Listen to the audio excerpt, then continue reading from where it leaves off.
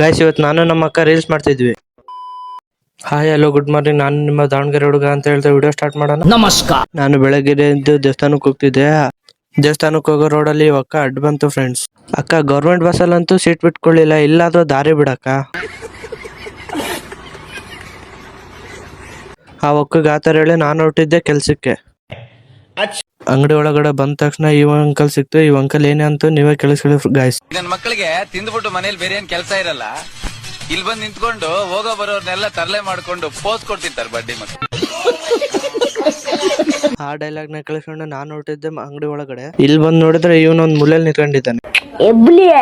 ಎಬ್ಬುಲಿ ನಾನು